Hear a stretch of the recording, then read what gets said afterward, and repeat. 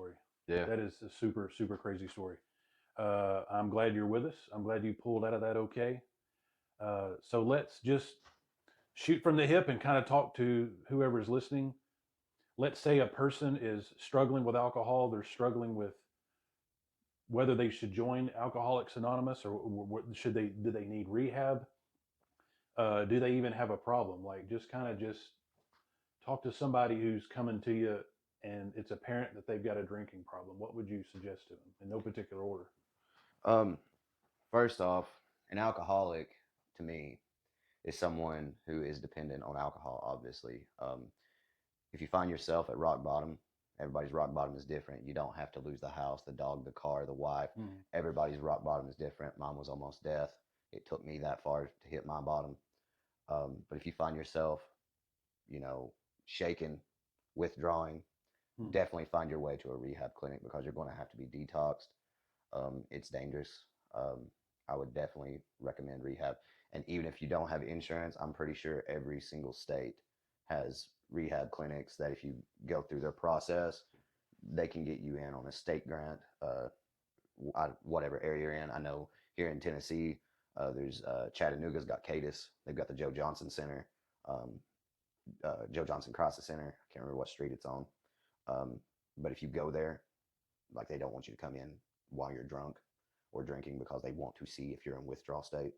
Mm. And if you're in withdrawal state, a lot of times they'll send you there that day. Uh, and rehab clinics, even state grant insurance does not matter. They will take you as long as you can get the grant, which if you're actually I didn't know all withdrawing, that. you will get it if you are withdrawing. And while you're there, they have nurses, they have a nurse's station, they have a doctor that comes in. If you're on alcohol, they'll give you medicine to help you from withdrawing to the point of having seizures and things. I went there before the CADIS. They gave me Librium, kept me from withdrawing. And I mean, you're still going to have symptoms, but it won't be nearly as severe. Opioids, they treat that as well. Any type of addiction, CADIS will treat. Any rehab will. And almost every rehab, there's a rehab, I'm pretty sure, in just about every state that has a state grant. Mm. Um, because they would much rather get people off of it than just leave them out here to. Yeah. Um, I can't speak for every state, but I'm pretty sure that every state has it. I know Chattanooga has CADIS and the Joe Johnson Crisis Center. Um, if you catch yourself putting the alcohol before your family, your jobs, yourself, uh, hygiene, anything that's extremely necessary, eating, chances are you're an alcoholic. Um, I would definitely seek help. And if you're waiting for the right time to get sober, you're never going to find it. There's never a wrong time to get sober. If you're drinking right now, you can pour it down the drain and be done with it right now. If you go to the ER, they will take you to keep you from withdrawing. But if you tell them you're just going to go and drink again, they ain't even going to help you Yeah. because there's no point.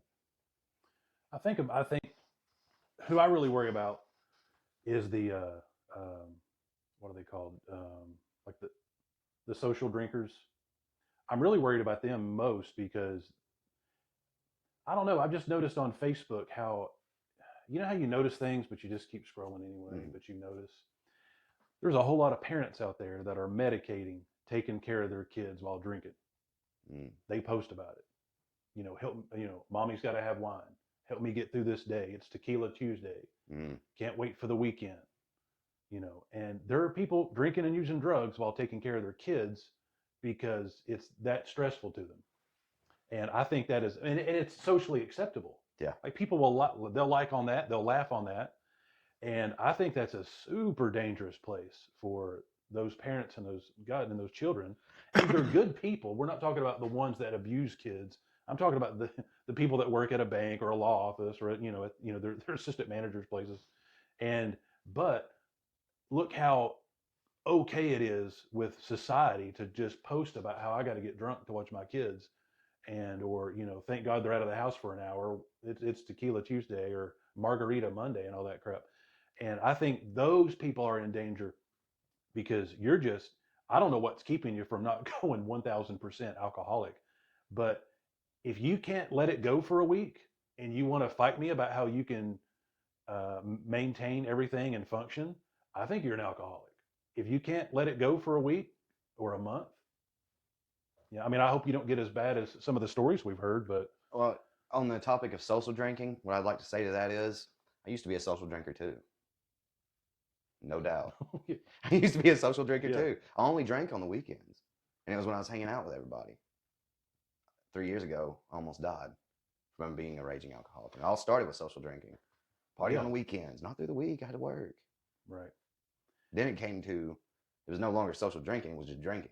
Then the job had to go because it took up time. And then I realized, wait a minute, now I ain't got no money to buy alcohol. Now I got to go get a job. Now I'm going to show up drunk every day, thinking that because I took a shower, brushed my teeth and all that, that nobody's going to smell the alcohol, not realizing it comes through your pores, mm-hmm. especially with how much I drank. So yeah, I used to be a social drinker too. Sure, yeah, I think every alcoholic used to be a social drinker in the beginning. yeah, I truly believe that. And a lot of people, they don't. I hear it all the time. Uh, I'll never be an alcoholic. I can't stand it. This and that. All it takes, because alcohol, you've seen it too. We both have. Doctors, dentists, lawyers, judges, cops, soldiers. I mean, we're talking from private to high-ranking soldiers that were alcohol that are in recovery. CEOs, as well as I do, and we've seen homeless people come in there. And worst yeah, of all, we know of how it can take those high class society people that I just named and make them the homeless person. yeah. That's what I was But see, doing a clip the other day. How do you think some of these people got homeless? yeah, but the thing is I've also seen homeless people get into sobriety and become those people. Yeah, Because they bounce back. sobriety, for me, I say this all the time. Sobriety and God gave me everything that the devil and the alcohol promised me. Mm-hmm. If you want to get sober, I urge you go to the ER, go to rehab, go to AA, find your place, church, whatever it is, get sober. What are some tips that keeps, so let's say somebody has a rock bottom, they have a spiritual experience, or they have something catastrophic in their life that wakes them up. There's this little window of opportunity. They call it the moment of clarity in Alcoholics Anonymous, something like that. You get Yeah. this moment of clarity. There's a small window of opportunity that you feel like your life's unmanageable. You feel terrible about it for a moment or a few minutes or a few hours. You recognized how this addiction, whatever that addiction may be, has nearly cost you family, friends, life, and income. And you stop, you quit cold turkey, whatever that is. And then maybe you tell a couple of people about it. You ask for help, you ask for prayers or something. Maybe you go to an outpatient meeting or something like. But fast forward, and I don't want to say that's easy, but you've got a lot of momentum in your favor. You've got the will to change, and you've got some momentum with a good decision. But what tips do you have for somebody that's in month 2, 3, or 4 or 5, and the newness of that momentum's kind of worn off? How do they keep their victory? Speaking from someone like me who was a known chronic relapser, known to the point that I was one of those that was never going to get it. I will say, in those early months, avoid. You should do this really your whole life, but especially in your first early months, avoid toxic people. They'll get you. Your old friends? Anybody that's toxic. Yeah. Huh. Because I can't really say there was some friends I had to let go of, but there was some friends that were good from the beginning. They backed off from me because of my drinking. Mm-hmm. And they came back around. See, I even got back a great relationship with my mom. Matter of fact, it's better than what it was before I became an alcoholic. Time takes time, but I would say avoid toxic people. Avoid anywhere that sells alcohol. I know that it's different with the grocery store. I'm saying don't go to a bar. If you're tempted, don't get the mentality of, well, I can just have one. That is, if you're an alcoholic, there's no such thing. Yeah. One is too many and 1,000's never enough. Stick with it. Talk to people. When you think of drinking, tell on yourself. That's why I always said, when I was talking, when I'd want to drink, I'd talk to somebody because it was my way of telling on myself. Because before I wouldn't talk to somebody when I was going to relapse in the past, Yeah. because I didn't want them to talk me You out of it. didn't. You wanted to relapse. Right. I didn't want them to talk me out of You it. didn't want to. Tell on yourself. If you got a sponsor, call him or her. So when you're feeling when you are having the thoughts to drink, when you're feeling tempted, or you're thinking of, man, a drink, I've just been thinking about drinking, go to a meeting, tell somebody. If you're doing it through faith, pray. Go to your church, however. You know, there's many different avenues to obtain and maintain sobriety. Faith and Alcoholics Anonymous are definitely number one for me. Even though I don't go to too many AA meetings these days, because I'm strong in my faith, I still follow the fundamentals. You know, steps 1 through 12 every single day.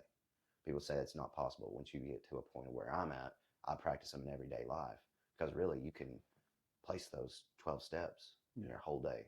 They use those 12 steps to recovery for eating disorders, Yes, sexual disorders.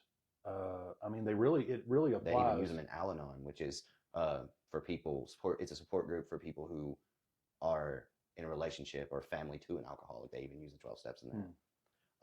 12 steps are very, very important. I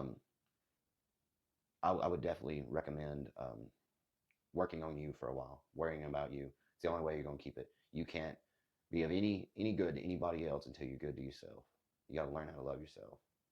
The best and easiest thing to do, I think, is for people to go look up your local Alcoholics Anonymous meeting. Definitely. They've got them most nights at 7 p.m. and then they're usually at 12 noon during the day, 7 days a week. And I think that's like every city in just nationwide. That's kind of the norm.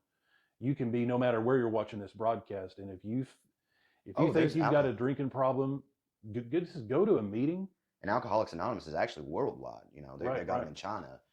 They've got them in Brazil. They got them everywhere, as far as I know. I mean, go to a meeting.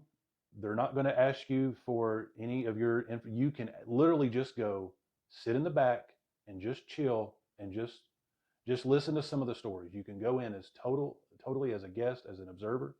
They're free of charge, no obligation, and you can just keep going until you decide to make the change to get sober. That would be my number one bulletproof advice. And if you have one thing I'd like to touch on is, if you have a career that you don't need your name getting out, it's called anonymous for a reason. You don't even have to give your last name. It's first name basis. You can make up your first name. You can really make up your first name, yeah. I mean, but seek help. Like I said earlier, if you're waiting for the right time to get sober, you may find yourself on a hospital bed like me. There's never a right time to get sober. If you're looking for a right time to get sober, you're never going to find it. It will always be, well, I'll do it tomorrow. I'll do it tomorrow. I'll do it tomorrow. Tomorrow's going to be different. Tomorrow never comes. Do it now. That's the best advice I can give you. If you're struggling to quit, do it now. Yeah. Because if you're waiting on the right time to get sober, you'll never find it. Because your alcoholic mindset will never let you find it. Yeah, true. There's never a wrong time to get sober. I would recommend, and I strongly, highly suggest, for your own well-being, do it now. Do it now. Cool, man. Good words. Guys, I really hope you enjoyed this one. This was special. This was cool. Like, comment, subscribe, and we'll see you on the next time. Thanks.